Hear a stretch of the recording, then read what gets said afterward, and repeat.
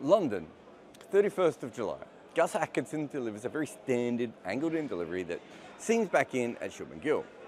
If it was straighter, it would have been a difficult one for Gill to play. Instead, he handles it with ease, getting it mostly off the middle, but not entirely, as the seam movement has moved it into the inside part of his bat. Not really an edge, but it means that the batter is not in 100% control of exactly where he's hitting it, or maybe more importantly, how hard he's hitting it. But in Gill's mind, the delivery has been handled and then pushed into a gap at cover to steal a run. But he hasn't factored in the ever so slight mistiming of the ball that ends it with it going more towards the bowler than a gap. The only issue with that theory is that Gill is actually watching the ball bounce up. He gets to see exactly where it's going and at what speed. And yet, even with all that extra information, he still takes off. His first two steps are sprints. But midway through third, you could see him realize that what he's doing is wrong. It probably didn't need a very athletic bowler to move around and finish Gill off. But Atkinson is that. And while he could have flicked it underarm with his left hand or done a backflip, instead he runs around, he picks up the ball with his left hand, takes it to his right, and then has an age to look at the stumps and throws them down. In fact, when the ball leaves his hand, he has so much time that Gill is standing next to Atkinson. His slow turn on a damp wicket means he's nowhere. This is a tough pitch. Any team would have struggled today.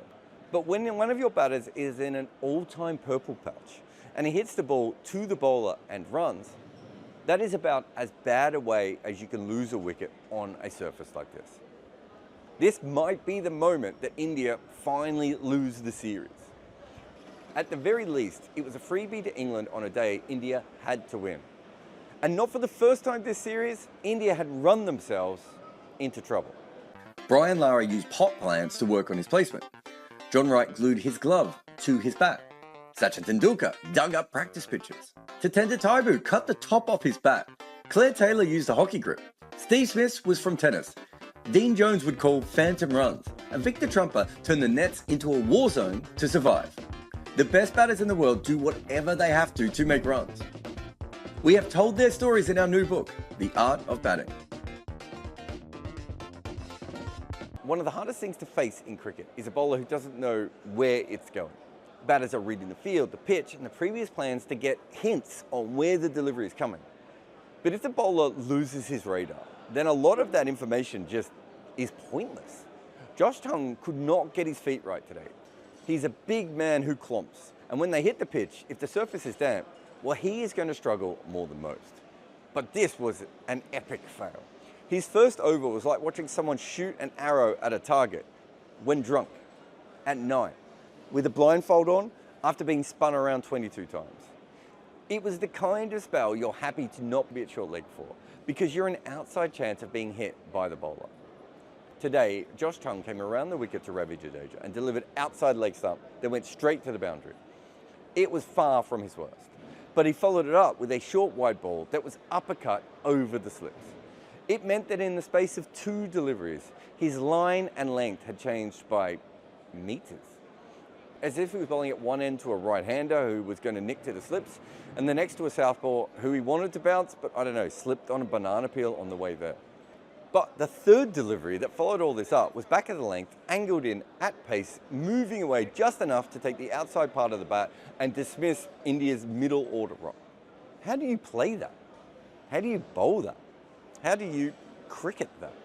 When he finished his day with a wide full toss, I'm pretty sure I heard him yell out, "Bingo," as he delivered every single delivery type on the way there. This England attack is about as funky as it gets. Jamie Overton is someone that England sometimes picks as a death overs batting enforcer. He can bowl, no one would doubt that, but his best delivery is a long way from his worth. Jacob Bethel, I've got lots of thoughts on his bowling. Chris Wokes, who may not even bowl again in this match, has taken the most wickets for them. Joe Root has the third most. We included Jimmy Anderson here just for fun, really. Even compared to India, they don't have a lot of experience when you factor in Jadeja and Siraj. This is an English attack that just doesn't bowl a lot, and today it looked like it. They were delivering either magic or shit. Only Gus Atkinson was bowling in the right area, and yet they had all the advantages you could ever ask for. On again, off again, damp wicket, a little bit of odd bounce, consistent and dramatic seam movement, and the ball kept swinging all day. It just never went soft. They had everything a seamer would want, and yet they bowled some utter arse as well. Some of that has to be the wet landing spots, but they're also just pretty poor at holding their lines and lengths, gifting runs on a surface that they should have been in absolute control on. Of course, they don't have their best bowler in this match because their captain is injured. They don't have their second best bowler in this match because Jofra Archer was out there running drinks. It was pretty grim everywhere except for on the scoreboard. But at 83 for 2, India were winning there as well. This pitch has been tricky in the first innings in the last 2 years for first-class cricket. Early on in the match, it is very simple. You seam here and you take wickets. Of course, there was one 800 score that makes it look a little bit funny, but the oval has really been a 235-ish surface in the first innings pretty consistently for a while now. And at 83 for 2, India were the team in control. Now, of course, a healthy amount of those runs were donated by England bowling wides. But India needed more than a few extras, as it is easier to bat here in the second innings. Also, with India picking only 3 specialist seamers on a pitch where Surrey barely used any frontline spinners, it was going to be a problem to catch up. They needed to be at par or near enough, but not massively behind. Now, later in the day, Karen Nai's tight technique and smart play allowed for that. But to be in a position to win, they needed Shubman Gill. England have not worked out a method to him this series. They've tried to bring the ball back in early, which I suppose has given them occasional tiny fragments of success. But once he's set, he has been in complete control of the many different bowlers that England have used.